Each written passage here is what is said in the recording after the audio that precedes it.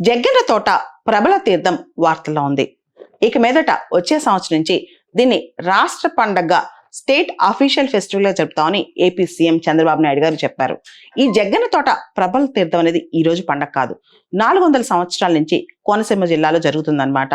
దీనికి సంబంధించి ప్రత్యేకంగా మనం చెప్పాలంటే అంబాజీపేట మండలం జగ్గెర తోట విలేజ్ లో ఇది జరుగుతుందన్నమాట. రాష్ట్ర పండగగా ఇక మీదట దీన్ని జరపబోతున్నారు. ఇదంతా కూడా మన యొక్క కల్చర్ కావచ్చు, మన యొక్క స్పిరిచువాలిటీ కావచ్చు, ఇవన్నీ కూడా అత్యద్భుతంగా ఉంటాయి అన్నమాట. ముఖ్యంగా కోనసీమ ప్రాంతంలో ప్రజలు లక్షల్లో తరలివస్తారు ఈ జగ్గెర తోట ప్రబల తీర్థానికి. ముఖ్యంగా ఇక్కడున్న ప్రభలు చాలా ఫేమస్ అన్నమాట. చాలా అందంగా ప్రకృతి సిద్ధంగా, అంటే ప్రకృతితో వచ్చిన వస్తువులతోనే ఈ ప్రభలు తయారు చేస్తారంట. దాదాపు ఈ పండక్కి 5 లక్షల మంది జనాభా రకరకాల ప్రాంతాల నుంచి ఏపీ నుంచి వస్తారనమాట. 11 ఫార్మ్స్ 11 అవతారాలతో శివుడి యొక్క ఉత్సవ విగ్రహాలను తీసుకొస్తారంట. వీటినే ఏకాదశ రుద్రులు అంటారనమాట. ఇదంతా కూడా చాలా సేక్రెడ్ గా జరుగుతుంది అనమాట.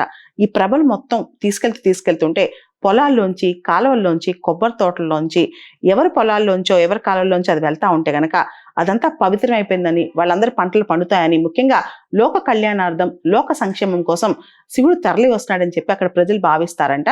దాంతో పాటు సంక్రాంతి పర్వదినాల్లో కనుమ రోజున ఈ జగ్గెర తోట ప్రబల తీర్థం చేస్తారు. ముఖ్యంగా పొలాల్లోంచి, కొబ్బరి తోటలోంచి వెళ్తా ఉంటాయంట.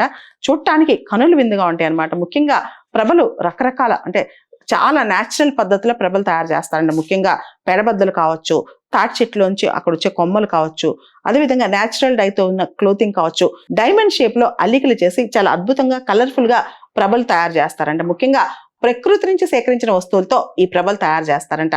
ఈ 11 మెయిన్ ప్రభలతో పాటు చాలా ఉప ప్రభలు కూడా వస్తాయంట. ఈ ప్రభలు మోయటానికి స్థానికులు పోటీ పడతారంట.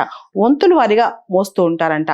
అంతేకాదు మన సంక్రాంతి పండగకి ధాన్యం కూడా ఇళ్లకు వస్తుంది కాబట్టి ధాన్యపు మూటలు కట్టి, కుచ్చుల్లా కట్టి ప్రభలకు కడతారంట. అంటే దేవునికి అర్పణించుకోవటం. వీటన్నిటితో పాటు అక్కడికి వచ్చిన భక్తులు చాలా భక్తి శ్రద్ధలతో మొక్కులు కూడా తీరుస్తుంటారంట. మొసలిపల్లి ప్రభ అక్కడ చాలా ఫేమస్ అన్నమాట.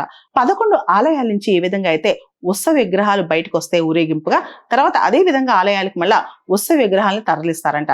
జగ్గెర తోట ప్రబల తీర్థ ఊరేగింపులో వాయించే దేవుని సంగీతాన్ని వీరంగం అని పిలుస్తారు. చాలా అద్భుతంగా ఉంటుందంట ఈ మ్యూజిక్ కూడా.